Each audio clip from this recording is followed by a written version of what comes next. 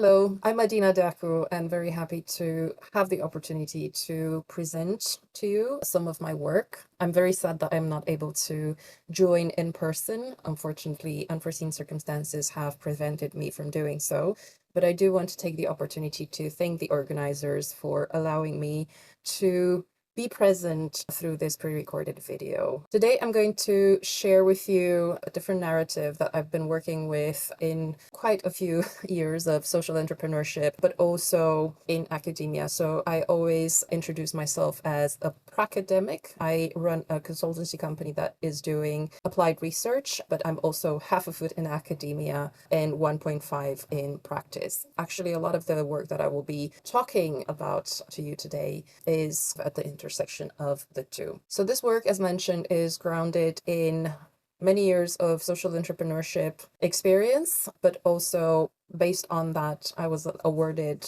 in 2025 the Klaus Top for Sustainability Fellowship at the Research Institute for Sustainability in Germany. And there I put all this experience into 4 discussion papers that are freely available if you're interested in reading more. But in this presentation, I'm going to give you just a brief overview of what that entails and why I personally think that redefining business is a must and how I work with that in my own practice. The presentation is structured in 3 parts. The objective of this work is to reframe business away from profit maximization and endless growth, positioning it instead as an entity designed to solve social issues and create social value in a financially sustainable way.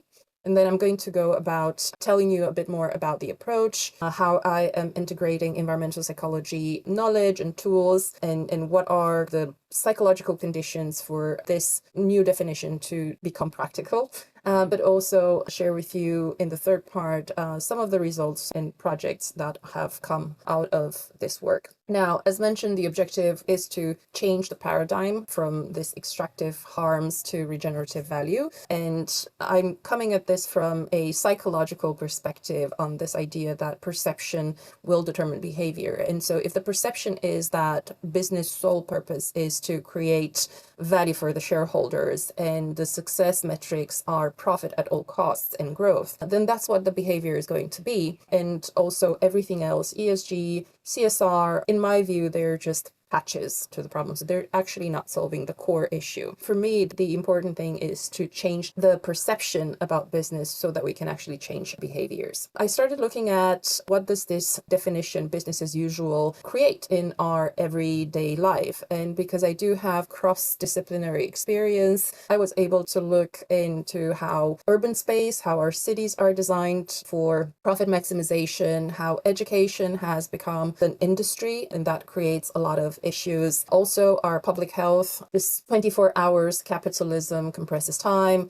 causes chronic sleep deprivation, burnout, psychological dysregulation, and also on a global scale, I'm sure that I am preaching to the choir here. Everybody's aware of this cost externalization logic that drives planetary overshoot and metabolic dysfunction. For example, our food system is very problematic. There's a lot more that can be looked at as to how this definition of business as usual, profit maximization is creating harm in every aspect of our lives. For many considerations, I only looked at these 4 because there's a lot there as well, just to show how detrimental this business as usual paradigm is. And this is what I call the invisible environmental designer, because this is the system that we live in.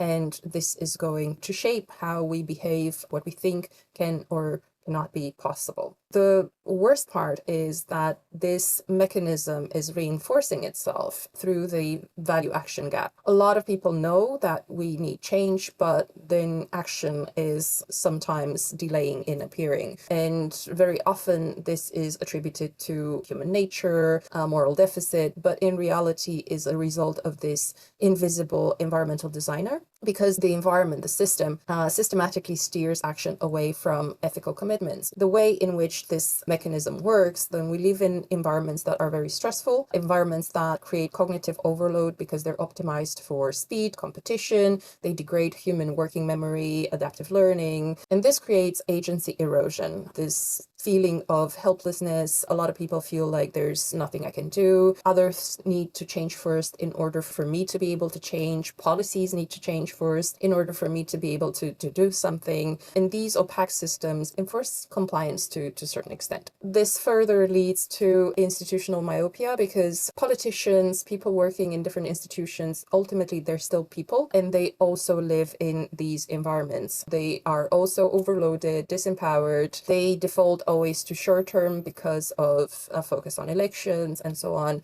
And it's more of a reactive governance rather than proactive design, and it creates this vicious cycle. What does this new definition mean? By comparing the two, in the extractive paradigm, the focus is on profit maximization and growth at all costs, whereas in this regenerative paradigm, the focus becomes on social problem solving. What is the problem? How do we solve it? What is impeding us to solve it? And how do we design our business model in such a way that it does actually solve that problem? So one example, in my work, I don't think education and mental health should be capitalist products. And the reason for that is because if they are capitalist products, then our solution is tied to making more profit. And then there's no incentive to actually solve education issues, giving each and every individual access to high quality educational opportunities and having a mentally healthy environment. Because if we solve that problem, then there's no more profit. So the incentive is to create more problems and to aggravate the education and mental health crisis in order to create more profit. That for me is important, to change incentives and tie incentives to actually solving the problem and not perpetuating the problem. And this also means moving away from endless accumulation to planned obsolescence. Maybe you are familiar with this concept of planned obsolescence. Apple, for example, used it to design a product with short lifespan with the aim to enhance sales. So the sooner the product breaks, the more products you need to buy. Until, for example, in Europe, the regulations came and said, Apple, you're not allowed to do that anymore. But this has been a common business practice. So what this new paradigm proposes is planned obsolescence for businesses or for lines of business. Businesses are created to serve a purpose, and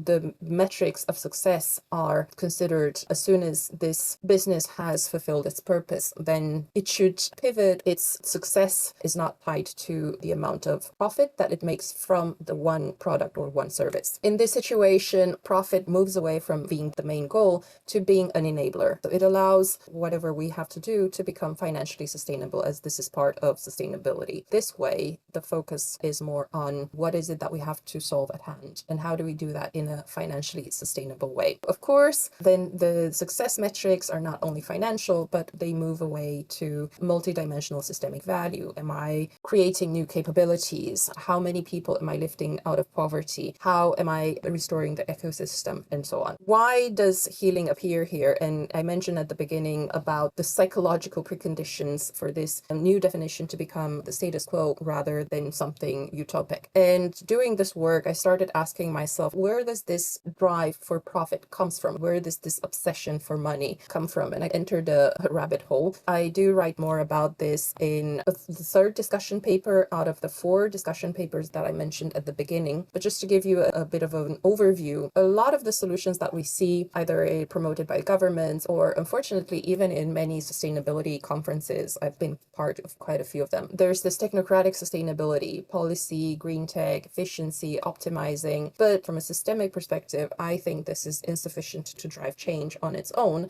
because it doesn't address the core issue. So when we're talking about the psychological layer, very often we don't consider psychology. The fact that a lot of people, regardless of what their position is, whether they're politicians, there is a lot of trauma in this regulation because we all live in a system, in an environment that rewards chronic stress, this drive for more, for making more money, having our identity tied to productivity is creating a lot more trouble than we are willing to admit. Then you can also look into how marketing is done, this fear of missing out. There's this scarcity cognition, decision making, it's not rational. So there's a lot of manufactured scarcity, buy it now or you will never get a second chance, and so on. So there's many issues that are stemming from this. But also this chronic overload, this crash of nervous systems is also creating imagination collapse. A lot of people, and I've done quite a few workshops in discussing with people about this new definition. And a lot of people say, yeah, it's great, but it's impossible. So it showed to me that a lot of people don't really have the possibility to imagine something else, even more so them seeing their own contribution into what could be possible and how they could become agents for change. And I must mention that the inspiration for this work and starting to go into this rabbit hole came from Gabor Mate's book, The Myth of Normal. In his book, he makes two convincing arguments. One of them that a lot of our leaders, political and corporate, are people coming from a place of trauma, so childhood trauma, and how that manifests in adulthood leadership. A second argument is that a lot of the things that we call normal in current society are a toxic culture, a dysfunctional environment. And with this work, I started doing more research on money psychology, how do we deal with money, and how that plays a role into the decisions we make. But as I mentioned, they are presented in more detail in the discussion paper. To move away from this and really give people their sense of agency back, I talk about healing as structural infrastructure. What I must mention is that healing here is not used in the medical way. So we're not trying to pathologize people. Healing here is used more in recovering, in allowing people to see their own sense of agency again. It's shifting from competitive scarcity to trust-based collaboration, from transactional exchange to relational value creation, from accumulation anxiety to sufficiency orientation. In my work, I talk a lot about the culture of enough and enoughness. There is enough for everybody as long as we change the way we look at things. We need to restore the human operating system before we can successfully run a regenerative economic paradigm. There is a caveat here. They have to work together. Being an environmental psychologist, I can look at how environments influence individuals, but also how individuals influence their environment as well. So they need to happen at the same time. For example, a lot of people talk about governments, societies as one, whereas in my work, I talk about them as groups of one. In my work, it's very, very important to look at who should be the one in this group of ones that starts change and then inspires others. And so the whole system, the whole environment changes as well. But yet at the same time, the environment needs to change fast enough so that it becomes supportive of these actions. For example, my own theory of change is each majority has once been a minority and each minority has once started from one. So the question for me in my work became, how do I identify the one that can create the minority, that can create a critical mass, that can then become the new majority and overthrow the current majority? How do I do that in my work? I support individuals who are ready for change by using 4 tools. I'll go ahead and share a bit more about what these tools actually mean. So the center of my environment, what it says is that each and every one of us is the center of their environment, which means that everything else outside of us, people around, are just elements in our environments. But because each and every one of us is the center of our environment, it also means that we are elements in other people's environments. So that means that any kind of influence is mutual. It might not be equal, because here you might have power relationships, for example, in some cultures, parents and children, if you're in a corporation, the boss and the employee, and so on. But it doesn't mean it's not mutual. So we influence each other. And the question here becomes, how do we want to influence other people? This tool encourages reclaiming environmental authorship, moving away from passivity to proactivity. A second tool is very important, the action-reaction model. If I am the center of my own environment and I'm also an element in other people's environment, then I can't control what happens around me, what other people say or do. But what I can do is choose my own reaction. And how do I interpret what is happening? And then what do I do as a result of that? This is interrupting the reactive loops, moves away from reactivity to a more intentional response. So it fosters compassionate inquiry and reflexive accountability instead of short-term fear-based reactivity. The action reaction is going to be influenced by what I call the invisible backpack, which includes everything that we have experienced from birth until present moment and that we carry with us every second of our lives. It allows us to unpack internalized narratives, like what we were told growing up, what we were physically able to see or not, that shaped our perception about the self, about others, and the world. Making this invisible conditioning, like scarcity scripts, money trauma, as mentioned before, visible, it's a practice that separates identity from productivity, reducing shame and restoring agency. And every time we find ourselves reactive, then it's an opportunity to open up our invisible backpack and see what is there. But also when we see other behaviors that we are not necessarily in agreement with, it's an opportunity for a compassionate inquiry and really understand, oh, where does that come from? What does the other person have in their invisible backpack? And this invisible backpack will also influence the puzzle mindset, this idea that each and every one of us represents a piece of a bigger puzzle, and this piece represents everything that we like, we dislike, our skills, our passions, our flaws. We're not perfect human beings. And it's reframing difference as a fit. Because we're different, we can work together better, and shifting from this optimized competition to co-creative complementarity. But the problem here is that because of our invisible backpack, we may not have an accurate idea about what we are good at and what are our skills, our flaws, and how can we complement other people. So you can see that all these are interconnected. How are they coming together in my own work? And I must say here that developing TMA World Academy has been the living prototyping process, and all these tools that I talked about, I use them myself in my own development, but also moved into supporting other people being able to do that as well. So it's moving away from just theory to practice. I mentioned I'm the founder of TMA World Academy, which is a decentralized, cross-cultural and cross-disciplinary network of classrooms educational platform, and also a living laboratory demonstrating how business can operate as a platform for education, community building, and social inclusion while remaining financially viable. From the very beginning, I started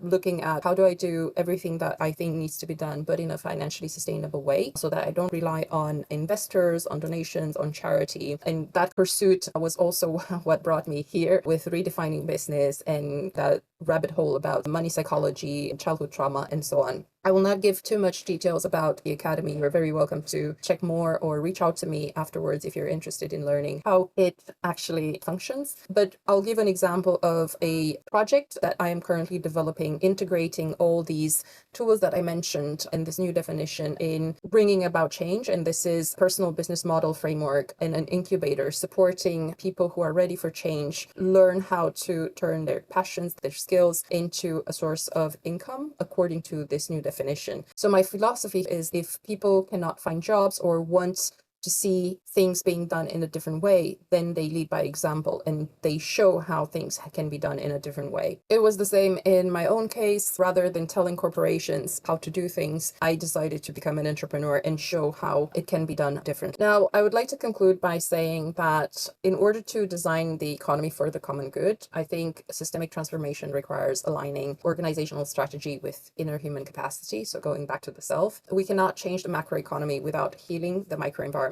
of the human nervous system. So if we don't tackle that invisible environmental designer and we don't redesign different environments and we don't realize that each and every one of us is an element in other people's environments and we can lead by example, then actual change is going to be quite difficult. So for me, the base is looking at this psychological healing, restoring the sense of agency that people can have. And then we can collectively create nurturing environments and cultures. Then we can have business as a social problem solver. By designing environments that actively nurture human potential and equipping individuals with the tools to reclaim their agency, we transition from an economy of extraction to a living prototype of the common good. These are the references that I mentioned. You're very welcome to reach out to the organizers to get the PowerPoint or reach out to me via LinkedIn, or you can also check my fellow RIFs page and you can find there more blog posts, more papers that I wrote about this topic. Thank you for your patience in watching this video. Again, I'm very sorry I'm not able to be in person with you, but hopefully and looking forward to more exchanges in the future. Thank you.